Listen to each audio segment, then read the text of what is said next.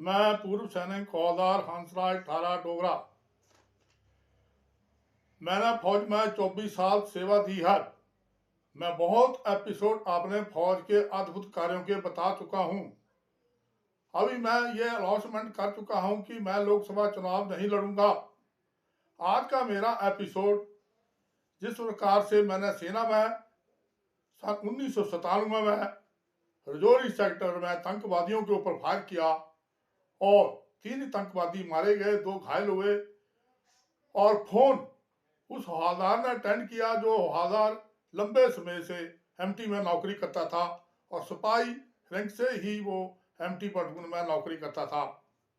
उसके बाद मेरी प्लाटून में आने के बाद उसे टेलीफोन ड्यूटी पोस्ट कमांडर ने सुनाई। सुबह 7 बजे बीएम साहब का फोन ब्रिगेड से आया कि आपने जो रात को आतंकवादियों पर फायर किया है उसमें 3 आतंकवादी मारे गए और 2 घायल हुए, तो उस जवान का नाम बताएं जिसने आतंकवादियों पर फायर किया है।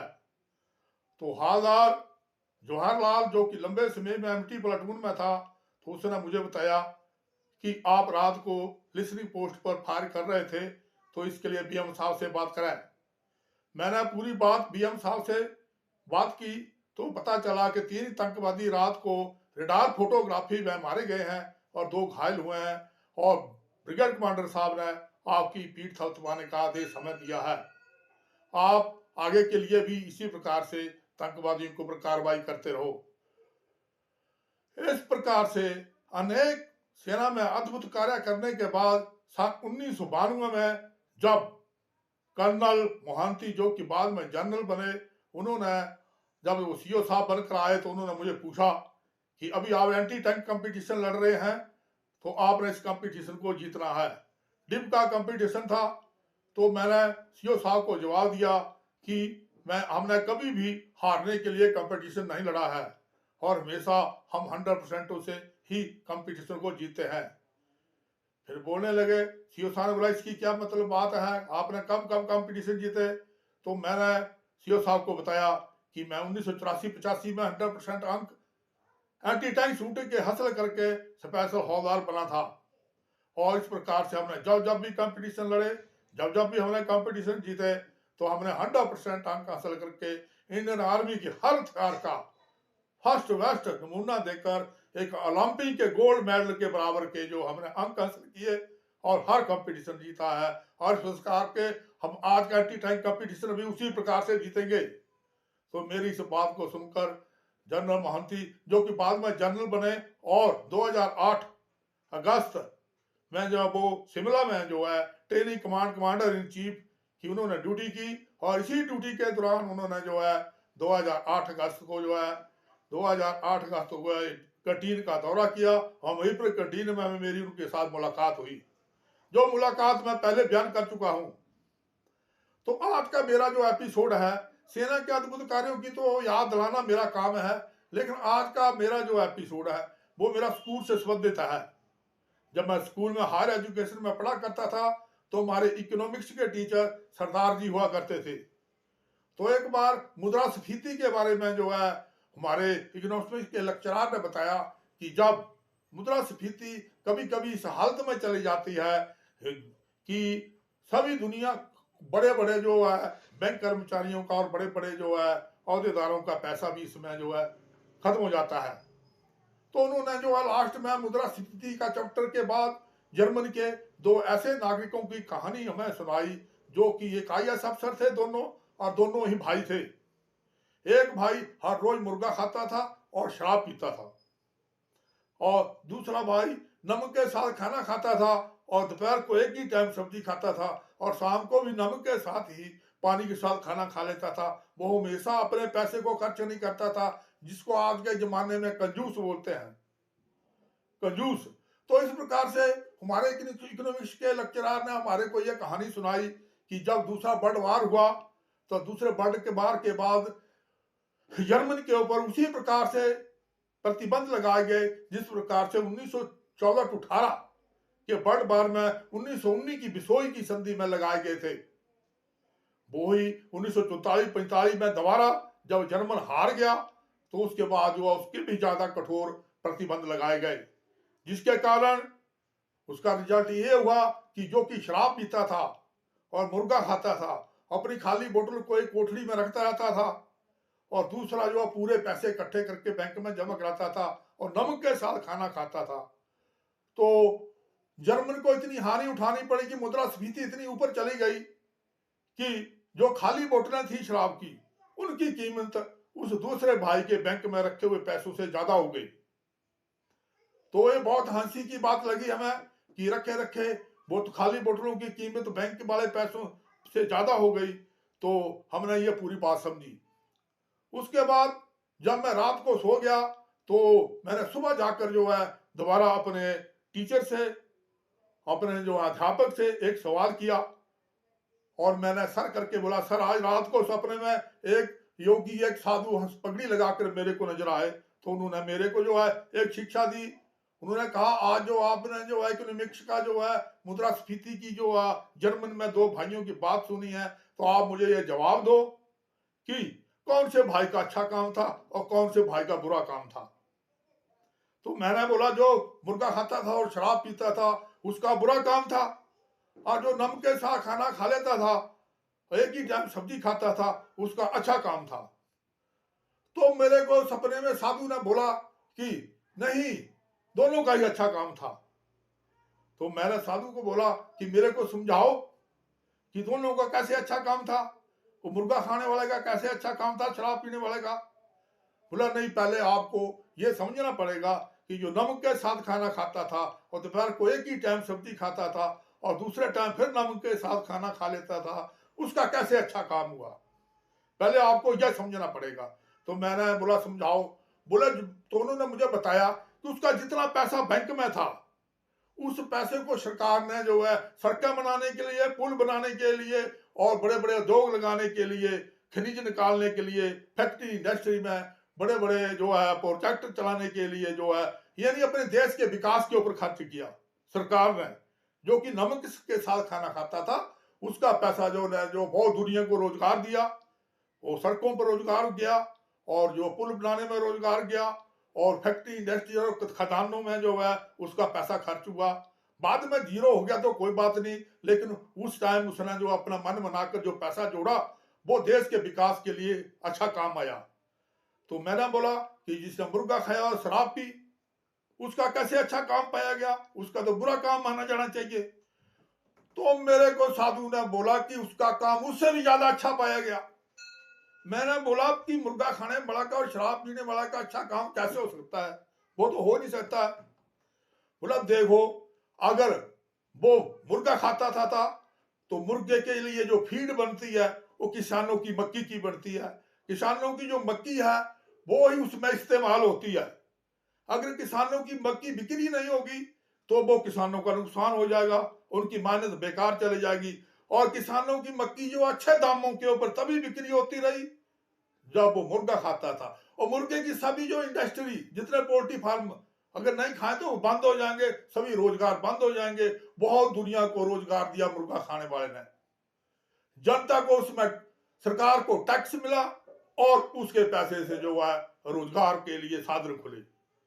शराब शराब ऐसे नहीं बनती है, बहुत कीमती शराब के लिए काजू बादामों का इस्तेमाल होता है। 2,000 रुपए की, 1,500 रुपए की बोतल मिलती है विस्की की। तो इतनी कीमती शराब के लिए बादाम और काजू बादामों का इस्तेमाल होता है। तो काजू बादाम जो है वो इतने बगीचों से निकालना, उसके लिए लेबर, उसके लिए काम और उसके लिए पैसे तभी मुहैया हुए जब वो शराब में इस्तेमाल हुए काजू बादाम। और उसने जो महंगी शराब पी पी कर जो है खाली बोतल लगता रहा, और दुनिया को उसने अपने पैसे से रोजगार दिया। और गवर्नमेंट को जो है एक बोतल में 100 रुपया 200 रुपए का टैक्स किया, जिस प्रकार से दिल्ली सरकार, केजरीवाल सरकार ने अभी 800 रुपए की बोतल कर दी थी पीछे कोरोना काल में, जो कि 400 की थी। तो 400 का जो खजाना जो है केजरीवाल सरकार के पास गया, जो कि कोरोना पीड़ितों के लिए सरकार ने इस्तेमाल किया।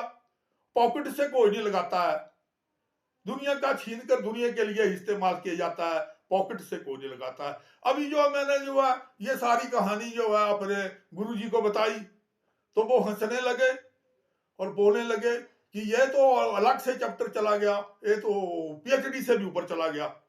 आपका जो है कि किसने ज्यादा रोजगार दिया और किसने कम रोजगार दिया। दोनों ने अच्छा रोजगार दिया, लेकिन शराब पीने वाले का रोजगार थोड़ा बढ़ जाता है, क्योंकि वो मुर्गे के जो पोल्ट्री फार्म है उसमें बहुत ज्यादा लेबर होती है, और उसके लिए जो पोल्ट्री फार्म के लिए अनाज की फीड बनती है, और उसके लिए मक्की ज्यादा यूज होती है। ऐसे तो मक्की हमारी बिकेगी नहीं अगर पोल्ट्री फार्म नहीं होंगे। तो आज का मेरा ये एपिसोड ऐसे चुटकुले वाला भी है, थोड़ा कॉमेडी भी है, लेकिन मैं आपको ये बताना चाहता हूं कि कोई ऐसा ना समझे कि ये जो है मन घड़त कहानियां बनाता हूं, पढ़ा नहीं है। ये मेरा बोर्ड ऑफ स्कूल एजुकेशन का सर्टिफिकेट है, 74 75 75 76। और इसमें जो मेरे इकोनॉमिक्स के आप देख सकते हैं अंक कितने हैं, और इसमें सब कुछ देख सकते हैं। ऐसा ना कोई समझे कि ये जो है मन घड़त पढ़ाई। आज से 50 साल पहले हिमाचल बोर्ड ऑफ एजुकेशन के इस कलर के सर्टिफिकेट हुआ करते थे, आज की पीढ़ियों को देखने के लिए नहीं मिलेंगे। तो मैं आज दिखा रहा हूं, आप ये भी देख सकते हैं मेरा स्कूल का हायर सेकेंडरी हायर एजुकेशन का ये सर्टिफिकेट, और इसके मेरे अंक, मेरा नाम आप पढ़ सकते हैं। ऐसे मन गढ़ंत ना आपको लगे कि ये पढ़ा पूरा है नहीं और मन गढ़ंत कहानियां बता रहा है कि जो है शराब पीने वाला और मुर्गा खाने वाला जो है देश के लिए ज्यादा भलाई करता है, मानवता की ज्यादा भलाई करता है। आजकल नीतीश कुमार ने बिहार में जो शराबबंदी कर दी, दुनिया जहरीली शराब से मर रही है। इसके ये कोई जो नेतागिरी नहीं है, ये बहुत घटिया नेतागिरी है। उनको चाहिए था कि सही शराब अपनी पंचायत में और स्केल की जिस प्रकार से फौज में आती है उस प्रकार से जो है दी जाए, ताकि कोई किसी का बच्चा मरे भी ना, और जो है कि सरकार को भी आमदन होती रहे और गरीबों के काम में पैसा आते रहे। जब किसी के बच्चे जहरीली शराब पीने से मर रहे हैं तो उस शराबबंदी का कोई मतलब नहीं रह जाता है। ये नीतीश कुमार जो समझ नहीं रहा है, इसको चाहिए कि वो सही ढंग से शराब अपनी पंचायतों को दे, और हर पंचायत में जो इसका जो शराब का बंदोबस्त हो, और सभी स्केल की इतनी दी जाए कि कोई भी इसके पीकर पागल ना हो, ये पागलों की तरह ना घूमे, और प्रधानों को जिम्मेवारी दी जाए जिस बात फौज में जिम्मेवारी होती है। ये कर दिया कि शराब नहीं मिलेगी, अपना पूरा प्रशासन जो है उल्टे सीधे काम में लगा दिया, और शराब जहरीली शराब पीकर जो है दुनिया मर रही है। अभी योगी आदित्यनाथ, अभी उस महात्मा जी को मैंने पूछा तो उसने पगड़ी लगाई हुई थी। मैंने बोला आपने पगड़ी क्यों लगाई? बोला मैं पगड़ी वाला तो महात्मा होता नहीं है, वो सपने में आया था। तो सपने में जब मैंने उनको बोला कि पगड़ी क्यों लगाई है, तो लगे बोला मैंने पगड़ी इसलिए लगाई है, महात्मा ने सपने में मुझे बोला कि ये जो आपके गुरु जी हैं वो सरदार जी हैं, तो जरूरी है मैं भी आपको पगड़ी में दर्शन दूं, लेकिन मैं जो सरदार नहीं हूं, मैं महात्मा, मैं तो मुन्ना हूं। तो उसने पगड़ी उठा दी। जब पगड़ी उठाई तो ऐसे नजर आए जैसे उत्तर प्रदेश के योगी आदित्यनाथ मेरे सामने खड़े हो गए।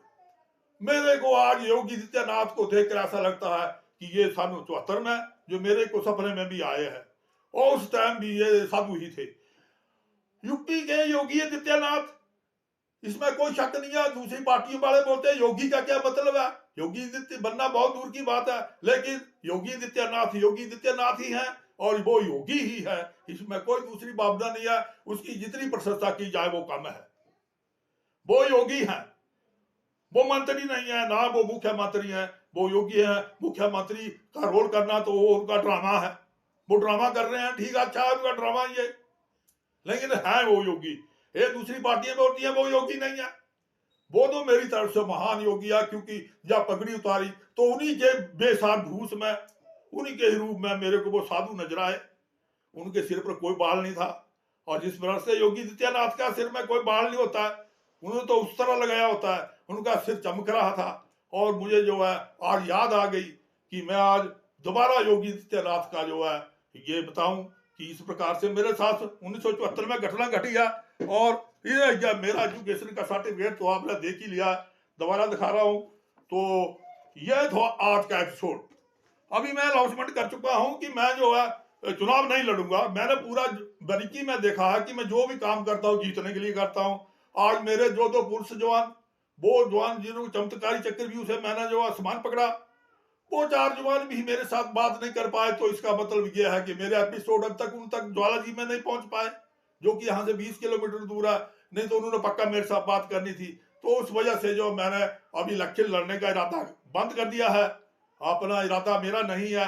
अगर 1 साल के बाद कहीं ऐसा ऐसा प्रोफरेंस आता कि मैं पक्का जीत जाऊंगा तो जरूर अपनी जमानत भरूंगा और अपना जो पर्चा भरूंगा, और इलेक्शन लड़ूंगा। लेकिन इसमें मेरे को 100% जब यकीन हो जाएगा कि मैं दूसरे उम्मीदवारों की जमानत जमा करने में कामयाबी हासिल कर लूंगा, तभी मैं जो भरूंगा। ऐसे मैं नहीं भरूंगा जब ये कामयाबी आगे नजर नहीं आ रही है। यहाँ हिमाचल की जनता दो पार्टियों में बटी हुई है कट्टरता से, तो ये मैंने अनाउंसमेंट में बता दिया है कि मैं नहीं लड़ूंगा। और योगी आदित्यनाथ तो मेरे को 74 में सपने में आए हैं, उन्होंने सारी कहानी मेरे को बताई है कि मैं जो है सरदार नहीं हूं, मैं तो योगी हूं। और उन्होंने सरदार का रूप तो आपके गुरु जी के कारण मैंने जो है अख्तियार किया। तो आज का यही मेरा एपिसोड था। नमस्कार।